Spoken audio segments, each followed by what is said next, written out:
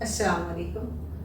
جیسا کہ آپ جانتے ہیں ہم نے انگلش کو اردو میں پڑھنے کا سلسلہ شروع کیا ہے اور ہم بات کر رہے ہیں اجزائے کلام پر. اجزائے کلام کو پارٹس آف اسپیچ کہا جاتا ہے اور ہم پہلے جز اجزائے کلام کے پہلے جز نام پر جسے اسم کہا جاتا ہے اس پر بات کر رہے ہیں. پچھلے ویڈیو میں پچھلے سبق میں پچھلے لیسن میں نے آپ کو 8 گروپس کے بارے میں بتایا تھا جو اسم کے میرے نزدیک اسم کے 12 گروپس ہیں. 8 ہم نے پچھلی ویڈیو میں ڈسکس کیے, 4 آج ہم ڈسکس کریں گے. بہتر ہوگا کہ ہم پچھلی ویڈیو کو ایک بار اس کا جائزہ لے لیں کہ اس میں ہم نے کیا سیکھا تھا, کیا پڑھا تھا.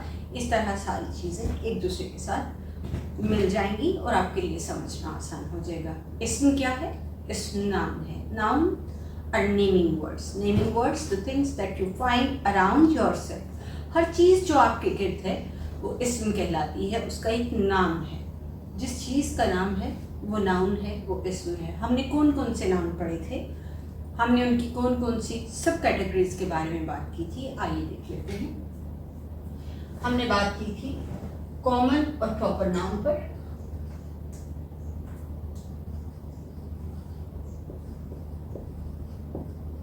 جنہیں ہم اردو میں اس میں نکرہ اور اس میں معرفہ کہتے ہیں. ہم نے بات کی تھی کاؤنٹیبل اور ان کاؤنٹیبل ناؤنس پر.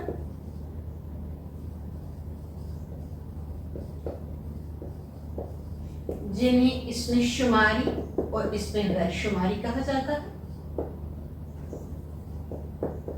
ہم نے بات کی تھی تیسرا گروپ سنگولر اور پلورل ناؤنس پر. سنگولر کو پلورل کیسے بنایا جاتا ہے اس پر بھی, اس میں واحد اور اس میں جمع. ہم نے بات کی تھی چوتھے گروپ میں میسکولن اور فیمینن پر. اس میں مذکر اور اس میں مؤنث. اب تک اسم کے 8 اقسام کے بارے میں یا 4 گروپس کے بارے میں ہم بات کر چکے ہیں. اب ہمارے پاس, آپ اس کے بارے میں تفصیل سے جاننا چاہتے ہیں تو آپ پچھلی ویڈیو کو دیکھ سکتے ہیں. آج ہم رہ جانے والے ناؤن کی 4 اقسام کے بارے میں بات کریں گے. وہ کون سی ہیں, کیا ہیں, کیسے کام کرتی ہیں, آج ہم ان کے بارے میں بات کریں گے. اس سبق میں خصوصی طور پر ہم باقی رہ جانے والے اسم اور اسم کی جو اقسام ہیں ان کے بارے میں بات کریں گے. وہ اقسام کون سی ہے, آئیے جانتے ہیں. یہ گروپ ہوگا 5واں. اس گروپ میں پھر ہم 2 اسم یا نام کے بارے میں بات کریں گے اور وہ ہیں کنکریٹ ناؤن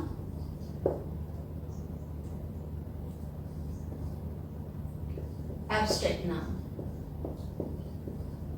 انہیں ہم اردو میں کہیں گے اس میں جامد اور اس میں خیالی. کنکریٹ اس میں جامد جیسا کہ اپنے نام سے ظاہر ہیں, یہ اپنی ایک حیثیت رکھتے ہیں اپنے حجم کی وجہ سے. آپ ان کو چھو کر دیکھ سکتے ہیں, ان کا حجم محسوس کر سکتے ہیں, آپ ان کی ساخت معلوم کر سکتے ہیں چھونے سے, اپنی حسیات کو کام ملا کر, دیکھ کر, چھو کر, سونگھ کر. یہ وہ اسم ہے جو ٹھوس حالت میں ہے, جیسے کرسی ہے, میز ہے, پانی ہے, دودھ ہے, کوئی بھی ایسی چیز جسے آپ چھو سکیں, جو اپنا ایک وجود رکھتی ہو, جسے آپ دیکھ سکتے ہو, جسے آپ محسوس کر سکتے ہو, اسے ہم اسم جامد یا کنکریٹ ناؤن کہتے ہیں. اس گروپ کا دوسرا حصہ ہے ایبسٹریکٹ ناؤن. ایبسٹریکٹ ناؤن وہ ہوتے ہیں جنہیں ہم اسم خیالی کہتے ہیں, جو ہمارے خیال میں پیدا ہوتے ہیں, امیجنیشن میں ہوتے ہیں, جنہیں ہم چھو نہیں سکتے, صرف محسوس کر سکتے ہیں. محسوس بھی ہم اسے اپنی ذہن کی طاقت سے کر سکتے ہیں. اور اس میں آنے والے جو ناؤن ہیں وہ ہیں ہیپینس, خوشی. خوشی آپ محسوس کرتے ہیں, خوشی ایک جذبہ ہے. آپ خوشی دیکھ نہیں سکتے, آپ خوشی چھو نہیں سکتے, آپ خوشی سونگھ نہیں سکتے. آپ اس کے لیے وہ حص استعمال کرتے ہیں جو ہمیں महसूस करवाती है, फील करवाती है चीज़ें। तो एब्स्ट्रैक्ट नाउन हमेशा वो हैं जिन्हें हम महसूस करते हैं। उसमें हैप्पीनेस है, जॉय है, सॉरो है, ग्रीफ है, दुख है, तकलीफ है।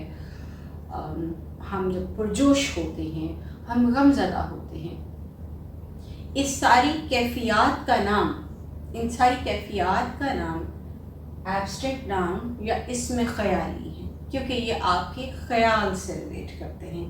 एक सिचुएशन पैदा हुई, उससे आपने जो असर लिया, उससे आपके अंदर जो चेंजेस, जो तब्दीलियाँ आई, उनको एब्स्ट्रैक्ट नाउन इसमें ख़याली कहा जाता है। अब हम बात करेंगे, अगर आप चाहें तो इसकी एग्जांपल्स हैं Joy, grief, happiness, excitement, etcetera etcetera. और कंक्रीट नाउन हर वो चीज़ जिसे आप छू सकते हैं, जो अपना ठोस वजूद रखती है। अब हम नाउन के आखिरी ग्रुप की तरफ बढ़ेंगे, और वो है, इस ग्रुप में ये नंबर 9 और नंबर 10 पर आएगा। ये 5वां ग्रुप है, और छठे ग्रुप में हम बात करेंगे नंबर 11 और नंबर 12 पर। नंबर 11 पर हम लेंगे कंपाउंड नाउन। कंपाउंड नाउन, इन्हें ये उर्दू में कहलाते हैं इसमें मुरक्कब।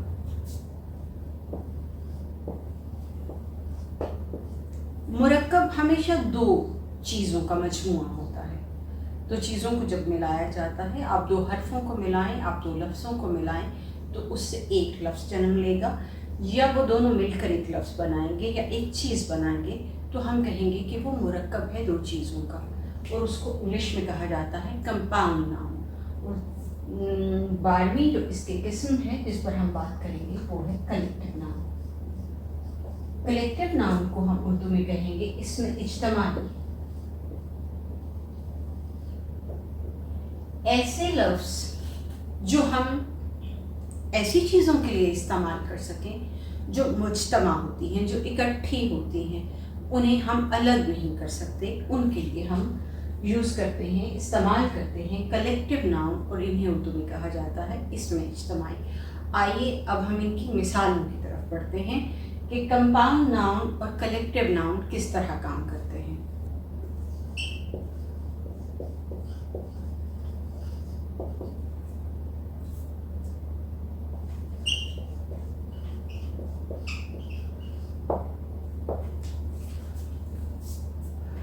अगर हम ये कहें क्लास, तो ये एक नाम है।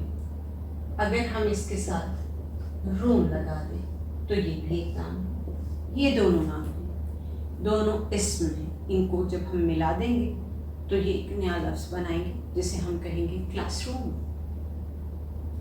अब इस क्लासरूम को हम इसकी जमा भी बना सकते हैं, ये क्लासरूम्स भी हो सकता है। जब हम जमा बनाते हैं, कंपाउंड नाउन को यूज़ करते हैं, तो ये ज़रूरी नहीं कि वो 2 लफ्ज़ हमेशा मिलकर एक लफ्ज़ बना दें। बसा औकात आपको उन दोनों लफ्ज़ों के बीच में एक हाइफन, एक लकीर इस्तेमाल कर बताना होता है कि आपने 2 लफ्ज़ों का इस्तेमाल किया है। और अगर वो लफ्ज़ 2 से ज़्यादा हैं तो उसके बीच में भी हम उस छोटी सी लकीर का इस्तेमाल करते हैं, ये बताने के लिए कि हमने 3 लफ्ज़ों को मिलाकर एक लफ्ज़ बनाया है या उससे एक मतलब अखज़ किया है। वो कौन से वर्ड से, आइए देखते हैं। क्लासरूम एक लफ्ज़ होगा, इसमें या आपको समझाने के लिए इसमें मैंने ये जमा का निशान इस्तेमाल किया, ये एक लफ्ज़ बन जाएगा क्लासरूम। अगर मैं आपसे ये कहूँ कि बुक क्लब, तो इसके बीच में आपको वक्फा देना होगा। अगरचे कि आपने इसको मुरक्कब बना दिया, कंपाउंड नाउन बना दिया, एक ऐसा क्लब जहाँ पर आप बैठकर किताबें पढ़ते हैं, लेकिन आप इसको इकट्ठा नहीं कर सकते। इकट्ठा कर देने से लफ्ज़ गलत हो जाएगा, उसका मतलब गलत हो जाएगा। इसी तरह कुछ इस तरह के वर्ड हैं, जैसे हम कहेंगे mother in law, father in law, commander in chief, lady in waiting, अब इन लफ्ज़ों को हम किस तरह से जमा बनाएंगे इनकी? अगर इसकी जमा बनानी हो आपको तो आप बुक क्लब्स नहीं कहेंगे, आप बुक्स क्लब कहेंगे। और अगर आप इनकी जमा बनाएंगे तो आप कहेंगे mothers in law, fathers in law, commanders in chief, ladies in waiting. इनकी जमा बनाने का ये तरीका होगा। यहाँ पर मकसद आपको ये बताना था कि दो लफ्ज़ मिलकर एक लफ्ज़ बनाते हैं। आप वो लफ्ज़ इकट्ठा लिख सकते हैं, आप वो लफ्ज़ वक्फे के साथ लिख सकते हैं, उसमें छोटा सा पॉज दे सकते हैं। आप उसके अंदर हाइफन, ये लाइन जिसे हाइफन कहा जाता है, ये यूज़ करते हैं। लेकिन ये लफ्ज़ मुरक्कब रहेगा, इसे हम कंपाउंड नाउन कहेंगे। नाउन की अगली किस्म है कलेक्टिव नाउन, जिन्हें हम इसमें इज्तमाई कहते हैं। हर वो लफ्ज़ जो हम मजमे के लिए इस्तेमाल करें, मुज्तमा चीज़ों के लिए इस्तेमाल करें, वो इसमें इज्तमाई है या कलेक्टिव नाउन है। जैसे कि इसकी बहुत सी मिसालें कुछ लफ्ज़ों में मौजूद हैं, जैसे पीपल, पीपल लोग, सब लोग। इसकी आप जमा नहीं बना सकते, आप इसको पीपल्स नहीं कर सकते। इसी तरह दूसरा लफ्ज़ आर्मी। जब भी हम आर्मी की बात करेंगे तो आर्मी के सारे जवान, सारी फौज इसमें शामिल हो जाएगी, हम अलग अलग से नहीं बताएंगे। इसी तरह वर्ड है पुलिस।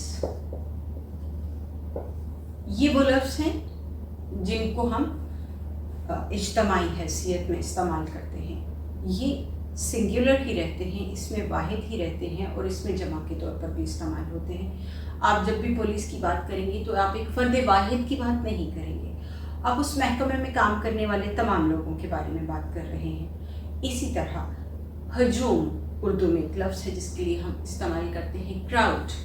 क्राउड में बहुत से लोग हैं, बहुत से लोगों ने मिलकर उसको हजूम बनाया है, क्राउड बनाया है, तो वो कहलाएगा कलेक्टिव नाउन। इसी तरह कुछ ग्रुप्स होते हैं जिनको हम कलेक्टिव नाउन में शामिल कर सकते हैं, जैसा कि इसी तरह कुछ ऐसे लफ्ज़ जिनको हम इसमें इज्तमाई के तौर पर या कलेक्टिव नाउन के तौर पर यूज़ करेंगे। हम कह सकते हैं बटालियन ऑफ सोल्जर्स,